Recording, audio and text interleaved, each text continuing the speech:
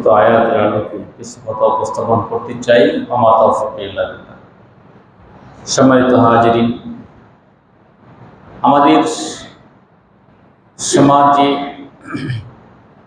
ইংরেজি নববর্ষ, বাংলা নববর্ষ, 31st নাইট এগুলি উদযাপন হয়ে থাকে, কিন্তু হিজরি নববর্ষ বা হিজরি মাসগুলির যে সংখ্যা, নাম, তারিখ এগুলি আমরা অনেকেই জানি না। অথচ হিজরি মাসের সাথে আমাদের ইবাদত জড়িত সবচেয়ে গুরুত্বপূর্ণ বিষয়গুলি যে রয়েছে, ফরজ ইবাদতগুলি, যেমন হজ পালন করা, এটা হিজরির সাথে জড়িত, হিজরি মাসের সাথে, সালের সাথে জড়িত। এবং আমরা সিয়াম সাধনা করি, সিয়াম পালন করি দীর্ঘ এক মাস, সেটা হিজরি মাসের সাথে জড়িত। আমরা ঈদ উদযাপন করি, হিজরি মাসের সাথে জড়িত। অথচ হিজরি মাস আজকে কয় তারিখ যদি প্রশ্ন করা হয়, আমরা অনেকেই বলতে পারবো না। যা হোক, 1448 হিজরি শুরু হয়েছে, আলহামদুলিল্লাহ। আজকে মহরম মাসের 3 তারিখ। এই মহরম মাসে আবার কিছু ইসলামী শরীয়তের কিছু নির্দেশনা আছে, সেগুলি আমরা অনেকেই জানি বা অনেকেই জানি না। প্রতি বছরই আমরা এগুলি আলোচনা করি, আবার মূলত স্মরণ করিয়ে দেওয়ার জন্য। ফাযাক্কির ইন্না যিকরা তানফাউল মুমিনিন, এই যে আল্লাহ বলছেন তোমরা স্মরণ করিয়ে দাও, মুমিনদেরকে এই স্মরণ করে দেওয়াটা উপকার দিবে। আজকে আমরা মহরম মাস কেন্দ্রিক সহ আরও কিছু যে মাসগুলি আছে, সেই সমস্ত মাসে কি কি ইবাদত আছে সেগুলি নিয়ে আমরা আলোচনা করতে চাই। সম্মানিত সুধী, দীর্ঘ একটি মাস আমাদের মাসে শুরু হয়েছে এবং এভাবে 11টি মাস, আরও 11টি মাস অতিক্রম করে আবার আরেক বছর আমাদের শুরু হবে। আমরা বছরান্তে হিসাব করি, আমাদের হিসাব নিকাশ নিই, আমার আয় ব্যয় কত হলো, বিভিন্ন ব্যাংক, বিমা, বিভিন্ন প্রতিষ্ঠান, ব্যবসায়িক প্রতিষ্ঠান সবাই হিসাব করে আমি যে এই বছর কত টাকা রোজগার করলাম, কত আমার লাভ হলো, কত ক্ষতি হলো, এগুলো আমরা হিসাব করে দেখি। কিন্তু আমরা জীবনের হিসাব আমরা করি না। আমরা যে একটি হিজরি বছর অতিবাহিত করলাম, মহরম থেকে শুরু করে গত কোরবানি ঈদ পর্যন্ত যে আমরা ঈদুল আজহা উদযাপন করলাম, এক বছর কিন্তু এই জিলহজ মাসের মাধ্যমে শেষ হয়েছে। কিন্তু আমাদের জীবনের হিসাব, আমাদের জীবনের হালকাতা কি, আমরা কি অর্জন করেছি এবং কি আমরা পাঠাচ্ছি, আমরা কি পাঠিয়েছি আমাদের অনন্ত জীবনের জন্য। আল্লাহ তাআলা বলেছেন, হুয়াল্লাযী ইয়াতাওয়াফফাকুম বিল-লাইলি ওয়া ইয়া'লামু মা জারাহতুম বিন-নাহার সুম্মা ইয়াবআসুকুম লিয়াকদা আজালুম মুসাম্মা। তিনি আল্লাহ তাআলা যিনি তোমাদেরকে রাত্রিবেলা ঘুমের মাধ্যমে একটা মৃত্যু দেন, তোমাদের জীবন নিয়ে একটি ফিকির করার জন্য, চিন্তা করার জন্য। ওয়া ইয়া'লামু মা জারাহতুম বিন-নাহার, দিনের বেলা যা তোমরা অর্জন করো সেই ব্যাপারে আল্লাহ তাআলা ভালো করেই জানেন। সুম্মা ইয়াবআসুকুম লিয়াকদা আজালুম মুসাম্মা, এরপরে আল্লাহ তাআলা ঘুম থেকে আবার জাগ্রত করেন যাতে তোমাদের নির্ধারিত সময় তোমরা পরিপূর্ণ করতে পারো, অতিবাহিত করতে পারো। সুম্মা ইউনাব্বিউকুম বিমা কুনতুম তা'মালুন। অতঃপর আল্লাহ তাআলা বলছেন, সুম্মা ইলাইহি মারজিউকুম, তার দিকে তোমাদের ফিরে যেতে হবে এবং ফিরে যাওয়ার পরে তোমরা যে কাজ তোমরা করেছো এগুলি তোমাদের হিসাব, কড়াই ঘন্টা হিসাব দেওয়া হবে, তোমাদের সব জানিয়ে দেওয়া হবে কি কি করেছো, তোমাদের 2 হাত 2 পা কি উপার্জন করেছে, সব কিছু আল্লাহ তাআলা জানিয়ে দেবেন। সম্মানিত সুধী, তাইলে এই যে ঘুম, আমরা ঘুমাই রাত্র, এই যে দিনের আগমন, এর মাধ্যমে কিন্তু আল্লাহ তাআলা আমাদের কিয়ামতের কথা স্মরণ করে দিয়েছে। কিয়ামতের একটা আলামত, একটা নিদর্শন কিন্তু আমরা এর ভিতরে পাই। একজন মানুষ যখন ঘুমিয়ে যায়, সে অচেতন অবস্থায়, ঘরে চুরি হয়ে যায়, সে জানে না, বুঝতে পারে না, অনুরূপভাবে এই যে মানুষ মারা গেল, মারা যাওয়ার পরে একটা ঘুমের মতো একটা অবস্থায় সে থাকবে, এরপরে আবার পুনরুত্থিত করা হবে চূড়ান্ত হিসাব নিকাশের জন্য, তাকে হাসরের ময়দানে উপস্থিত হতে হবে। এই পুনরুত্থান, এটা ঘুমের মাধ্যমে কিন্তু আল্লাহ আমাদের একটা তিনি নিদর্শন দিয়েছেন যে এইভাবে তোমাদের কি কবরের জীবনে তোমাদের শেষ হয়ে যাবে না, তোমাদের একটা বিচার ফয়সালার জন্য আল্লাহ তাআলার দরবারে তোমাদের উপস্থিত হতে হবে। এইভাবে আমরা যে আমলগুলি করছি, আল্লাহ বলছেন মা জারাহাতুম বিন নাহার, দিনের বেলায় এই যে আল্লাহর এই যে সময় দিয়েছেন তোমরা যে আমলগুলি করো, সেই ব্যাপারে আল্লাহ তাআলা ভালো করে জানেন এবং সব কিছু হিসাব আল্লাহ তাআলা দিবেন, তোমাদের সব কিছু সংবাদ তিনি তোমাদেরকে দিয়ে দিবেন। এই জন্য আল্লাহ বলছেন ইকরা কিতাবাকা, এই যে কিয়ামত সংঘটিত হওয়ার পরে আল্লাহ তাআলা আমাদের আমলনামা বলে হাজির করবেন। ইকরা কিতাবাকা, আল্লাহ বলবেন তোমার আমলনামা তুমি পাঠ করে পড়ো। কাফা বিনাফসিকাল ইয়াওমা আলাইকা হাসিবা, আজ তোমার আমলনামা তেলাওয়াতের জন্য, পাঠের জন্য তুমি যথেষ্ট, কোনো দোবাসীও দরকার নাই, কিচ্ছু নাই, অটোমেটিক সব।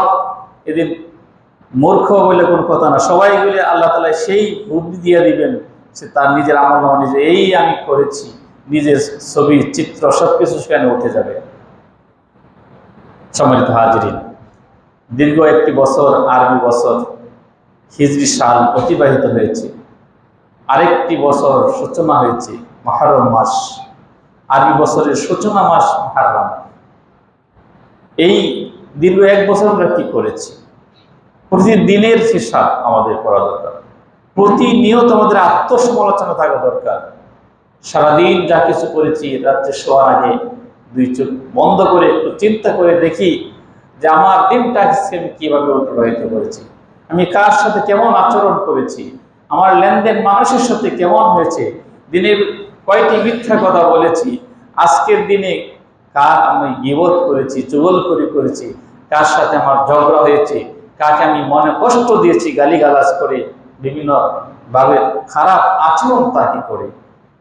এই প্রতিনিয়ত আমাদের হিসাব করা দরকার, কারণ চূড়ান্ত হিসাব কিন্তু একটা আমাদের হবে। সেই আমলনামা আল্লাহ বলছেন তোমাদের নিজেরাই পাঠ করবে, আমলনামা কি উপার্জন তোমরা করেছো, কি কাজ তোমরা করেছো। প্রতিটা ঘন্টায় ঘন্টা, মিনিটে মিনিটে আমাদের এই অনুশোচনা থাকা দরকার, আমি কিভাবে সময়টা পার করছি। মনে রাখবেন, যে সময় অতিবাহিত হয়ে গেছে সেই সময় কিন্তু আর কখনো ফিরে আসবে না, এটা কখন ফিরে পাওয়া সম্ভব না। এই যে আমি কথা বলছি, প্রতিটা সেকেন্ডকে যদি 60 ভাগ করা হয়, ন্যানো সেকেন্ড, আরো যত ক্ষুদ্র সময়ের অংশে হোক না কেন, প্রত্যেকটা সময় কিন্তু চলে যাচ্ছে, অত্যন্ত মূল্যবান, আর এটা আমি ফিরে পাবো না। আমাদের দিন যায় রাত আসে, রাত যায় দিন আসে, মিনিটের পর মিনিট, ঘন্টার পরে ঘন্টা, এইভাবে আমাদের সময় অতিবাহিত হয়ে যাচ্ছে, সব অতীত হয়ে যাচ্ছে। শুধু আমাদের আমলনামাটা আছে ভালো এবং মন্দ। শুধরানোর সময় যদি কেউ অপেক্ষা করেন এরপরে তওবা করে নেবেন না, এখনই তওবা করার সময়, এখনই জীবনের পরিবর্তন করার সময়, জীবনকে আল্লাহ রঙে রঙিন করার সময়, এখনই এই মসজিদ থেকে বের হয়ে যাওয়ার অপেক্ষা করা উচিত না একজন মুমিনের জন্য। আল্লাহ নবী বলেছেন আল কাইয়িসু মান দানা নাফসা ওয়া আমিলা লিমা বা'দাল মাউত, সবচেয়ে বুদ্ধিমান তো সেই ব্যক্তিটাই যে নিজের জীবনকে নিয়ে চিন্তা করে, আত্মসমালোচনা করে, ওয়া আমিলা লিমা বা'দাল মাউত, এবং মৃত্যুর পরবর্তী জীবনের জন্য আমল করে, কাজ করে। সম্মানিত হাজিরিন, আল্লাহ তাআলা এই যে 12টি মাস দিয়েছেন, পৃথিবী আকাশ জমিন যেদিন থেকে আল্লাহ তাআলা সৃষ্টি করেছেন, ইন্না ইদ্দাতা শুহুর ইনদাল্লাহি 12 শাহরান, এই যে 12টি মাস, তার মধ্যে মিনহা আরবাতুন হুরুম, 4টা মাস হচ্ছে সম্মানিত, বেশি সম্মানিত আল্লাহ তাআলার কাছে। তার মধ্যে এই হারাম মাস সময়ে যখন জাহিলি সমাজের লোকেরাও, সেই মূর্খ মানুষেরাও, তারাও কিন্তু এই 4টা মাসকে বিশেষ সম্মান দিত, যুদ্ধ বিগ্রহ ঝগড়া ফাসাদ তারা করত না। এই 4টি মাসের মর্যাদা রয়েছে। এই 4টি মাসের ভিতরে একটি মাস হচ্ছে এই মুহররম মাস। এই মহরম মাসে আমাদের দেশে শুধু আমরা জানি একটি ঘটনা ঘটেছে ইতিহাসে, সেটা হচ্ছে কারবালার ঘটনা। কোরআন হাদিসের কোনো বর্ণনায় কিন্তু কারবালার ঘটনা নাই। কোরআন হাদিসের বর্ণনা অনুযায়ী কারবালা এদের সংগঠিত হবে, কারণ কারবালা সংগঠিত হয়েছে রাসূলের ইন্তেকালের পরে। তাহলে এটা রাসূলের ভাষায় কি করে আসবে? আর যে রাসূলের উপর কোরআনুল কারীম নাজিল হয়েছে, যে রাসূলের উপর কোরআন অবতীর্ণ হয়েছে, তিনিও তো নাই। কোরআন তো তার উপরই নাজিল হয়েছে, আর তিনি যা বলেছেন, করেছেন, সমর্থন করেছেন সেটি হচ্ছে হাদিস। তাহলে হাদিসই তো নেই। তাহলে এত বিষয় মাতামাতি আমাদের দেশে হয় শুধু মহরমে। এটা একটা ঐতিহাসিক ঘটনা, ঐতিহাসিক সত্য একটা ঘটনা, এটা ঠিক। ইমাম হুসাইন রাদিয়াল্লাহু তাআলা আনহু তিনি শাহাদাত করেছেন কারবালার প্রান্তরে, এটা ঠিক আছে। এটা একটা ঐতিহাসিক ঘটনা। রাসূলের প্রিয় নাতি সেদিন শহীদ হয়েছেন। কিন্তু এই কারবালাকে কেন্দ্র করে মূলত কোনো ইবাদত নাই। ইবাদত আছে 10ই মুহররমের, আশুরার গুরুত্ব আছে, কিন্তু কারবালাকে কেন্দ্র করে নয়। আশুরার গুরুত্ব অন্য কারণে। হাদিস শরীফে এসেছে, হযরত ইবনে আব্বাস রাদিয়াল্লাহু তাআলা বর্ণিত হাদিস, তিনি বলছেন রাসূলুল্লাহ সাল্লাল্লাহু আলাইহি ওয়াসাল্লাম মদিনায় যখন আগমন করলেন, ফাওয়াজাদাল ইয়াহুদা সিয়ামান, তখন ইহুদিদেরকে দিন রোজা রাখতে দেখলেন, তারা রোজা সিয়াম পালন করছে। ইয়াউম আশুরা, এই আশুরার দিন মানে মুহররমের 10 তারিখ। আশুরা মানে 10, তাহলে মুহররমের 10 তারিখকে আশুরা বলা হয়। ফাকাল লাহুম রাসূলুল্লাহ সাল্লাল্লাহু আলাইহি ওয়াসাল্লাম, তখন রাসূল সাল্লাল্লাহু আলাইহি ওয়াসাল্লাম তাদেরকে জিজ্ঞেস করলেন, মা হাযাল ইয়াউম, এটা কোন দিন? তাসুমুনাহু, তোমরা এই রোজা রাখতেছো, কারণ কি? ফাকালু হাযা ইয়াউমুন আযীম, তারা বলল এটা একটি বিরাট মহান দিন। আনজাল্লাহু ফিহি মূসা ওয়া কওমহু, এদিন আল্লাহ তাআলা মূসা এবং তার সম্প্রদায়কে নিষ্কৃতি দিয়েছেন ফেরাউনের আক্রমণ থেকে। ওয়া গাররাকা ফিরআউনা ওয়া কওমহু, এবং ফেরাউনকে সেদিন সমুদ্রে ডুবিয়ে মেরেছেন এবং তার সম্প্রদায়কে সমুদ্রে ডুবিয়ে তিনি মেরেছেন। ফাসামাহু মূসা, সেদিন মূসা আলাইহিস সালাম রোজা রাখতেন। ফানাহনু নাসুমু, এই দিন আমরাও রোজা রাখি। ফানাহনু নাসুমু, এই জন্য আমরা এই রোজাটা রাখি। ফাকাল রাসূলুল্লাহ সাল্লাল্লাহু আলাইহি ওয়াসাল্লাম, তখন আল্লাহ রাসূল বললেন, ফানাহনু আহাক্কু ওয়া আওলা বিমূসা মিনকুম, আমার সম্পর্ক তো মূসার সাথে তোমাদের চেয়ে অনেক বেশি। মূসা নবী ছিলেন, আমিও নবী, সুতরাং তোমাদের চেয়ে মূসা আলাইহিস সালামের সম্পর্ক আমার সবচেয়ে বেশি। ফাসামাহু রাসূলুল্লাহ সাল্লাল্লাহু আলাইহি ওয়াসাল্লাম, তখন রাসূল সাল্লাল্লাহু আলাইহি ওয়াসাল্লাম সেদিন তিনি রোজা রাখতেন। ও আমারা বিসিয়ামিহি, এবং রোজা রাখার জন্য রাসূল সাল্লাল্লাহু আলাইহি ওয়াসাল্লাম নির্দেশ দিলেন। সম্মানিত হাজিরিন, এখান থেকে মুহররমের রোজার সূচনা হয়েছে। 10ই মুহররম আল্লাহ রাসূল তিনি রোজা রেখেছেন। এরপরে অন্য একটা হাদিসে আসছে, সেটা ইবনে আব্বাস থেকে বর্ণিত। রাসূল বলে, মা রাআইতু রাসূলুল্লাহ, ইবনে আব্বাস বলেন, আমি রাসূলকে দেখি নাই ইয়াতাহাররা সিয়ামা ইয়াউমিন ফাদ্দালু আলা গায়রিহি, বেশি গুরুত্ব প্রদান করেছেন, প্রাধান্য দিয়েছেন এই দিনের রোজা রাখা অন্য কোন দিনকে। ইল্লা হাযাল ইয়াউম, এই আশুরার দিন, ইয়াউম আশুরা। ওয়া হাযা শাহর, এবং এই মাস বলতে গেলে রমজান মাস। রমজান মাস এবং মুহররম মাসের চেয়ে অন্য কোন দিনের রোজাকে আল্লাহ রাসূল বিশেষ প্রাধান্য দেন নাই, গুরুত্ব প্রদান করেন নাই। তাহলে এই হাদিস থেকে বোঝা গেল, এগুলি সবই বুখারী এবং মুসলিমের হাদিস, সহিহ হাদিস। এই হাদিসগুলো থেকে বোঝা গেল যে মুহররমের দিনের রোজা, আশুরার রোজা গুরুত্ব আছে, এবং রমজানের রোজার গুরুত্ব তো আছেই। এটা তো কোরআন দ্বারা ফরজ, এর তো কোনো বিকল্প নাই, এটা তো কোনো তুলনাও নাই রমজানের রোজার সাথে। হাদিস দ্বারা প্রমাণিত হয় রাসূল সাল্লাল্লাহু আলাইহি ওয়াসাল্লাম মুহররম মাসের 10 তারিখ তিনি রোজা রেখেছেন। মূসা আলাইহিস সালামকে আল্লাহ নিশ্চিতি দিয়েছেন, তার শুকরিয়া হিসাবে মূসা সেদিন রোজা রেখেছিলেন, আল্লাহ রাসূল সেদিন নিজে রোজা রেখেছেন, তার সাহাবাদেরকে তিনি নির্দেশ দিয়েছেন।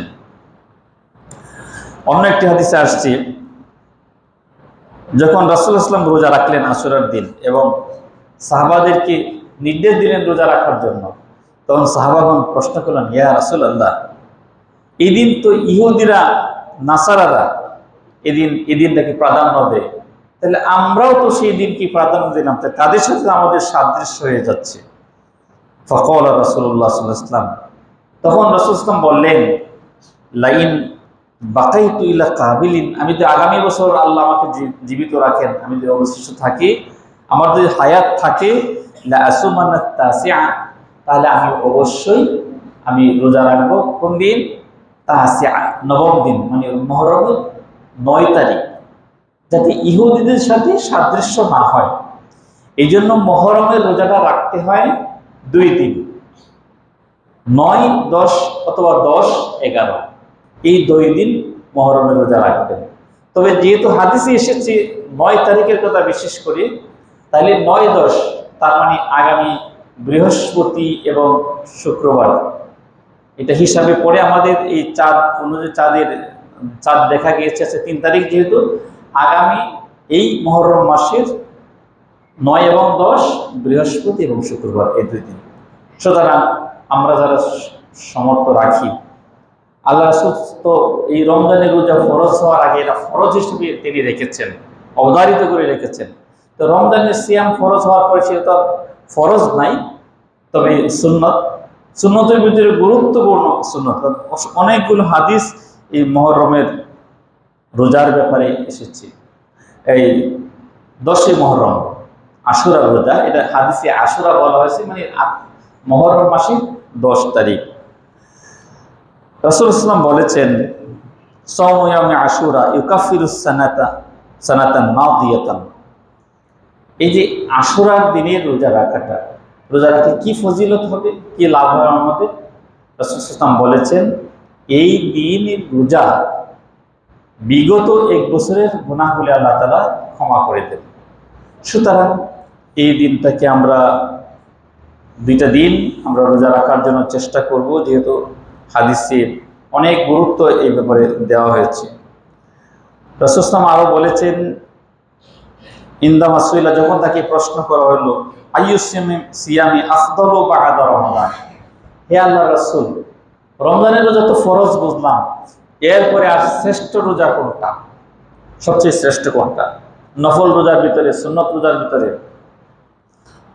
ক্বালা, তখন রাসূল বললেন, শাহরুল্লাহ আল্লাযী তাদউনাহুল মুহররম, আল্লাহর মাস,